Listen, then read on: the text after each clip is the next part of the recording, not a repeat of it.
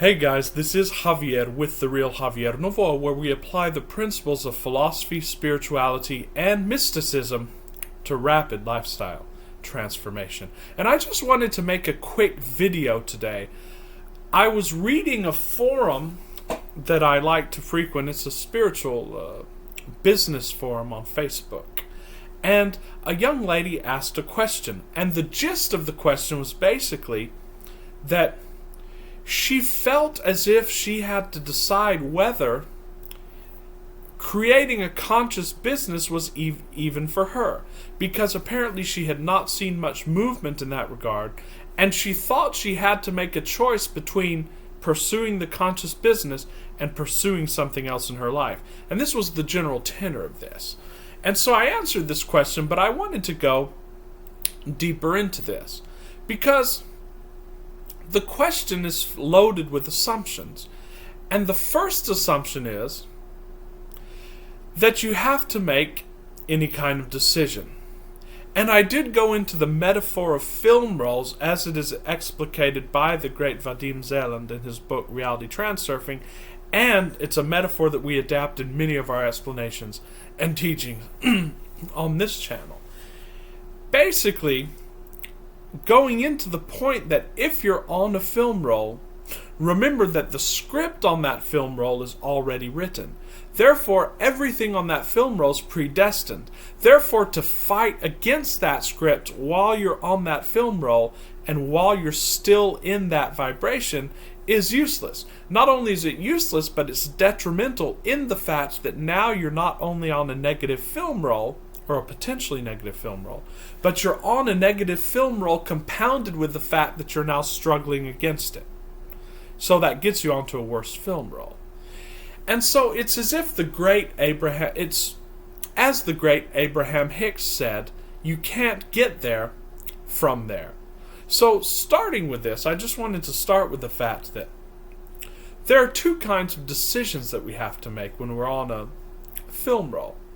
Because when you're in flow, and when you're actually getting inspiration directly from source, and you know that you are and you're tapped in, there's no decisions to be made.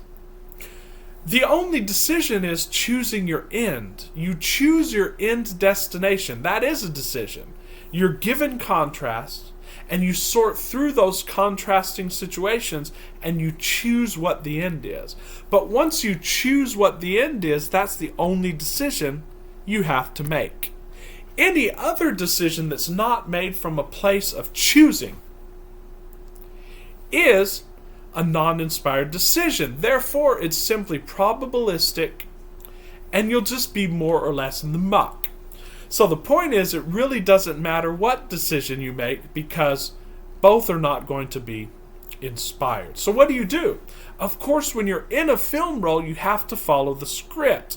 Because, again, if you don't follow the script, there are going to be negative repercussions. And then that's going to take you down a notch to a worse film roll. What you want to do is you want to follow the script, as we talked about in our previous videos, and you want to free up energy, the energy that you would have used in struggling against the script, and psychologically get into a new film roll through the tools that we teach in this channel of getting into state.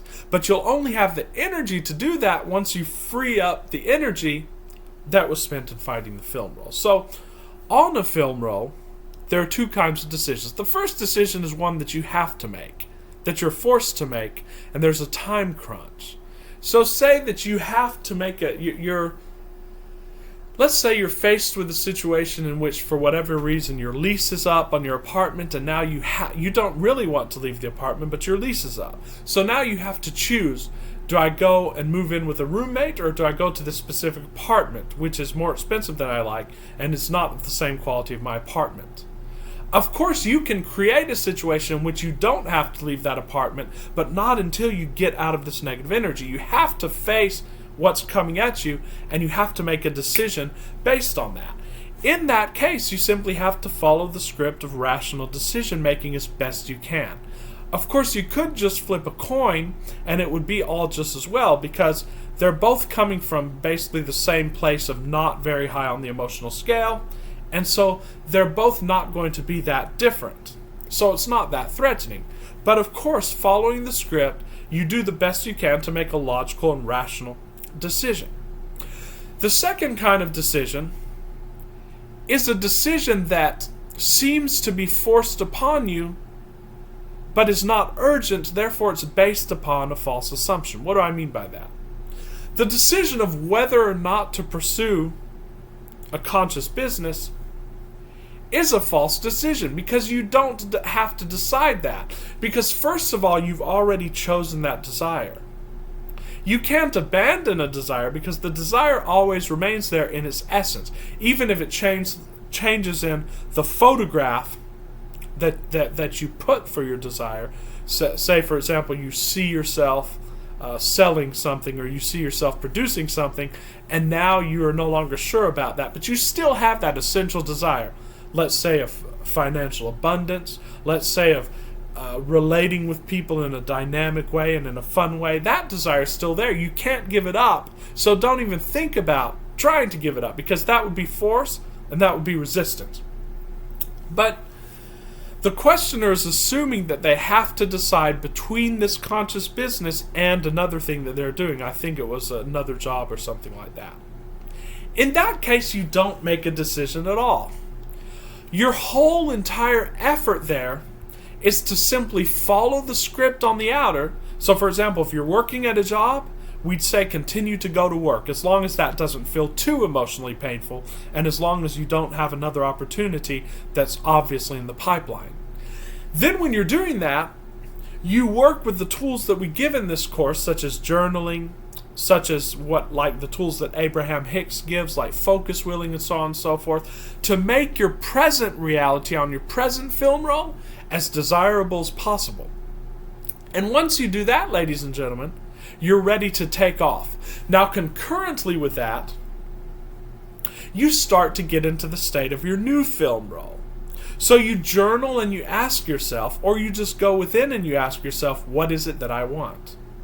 Now, what would it feel like to have what I want? What does it feel like? Because I know that I have that already within me, because all of the different potential film roles are within me, because I am the universe. So I'm already there. Basically, you ask yourself, how can I tap into that?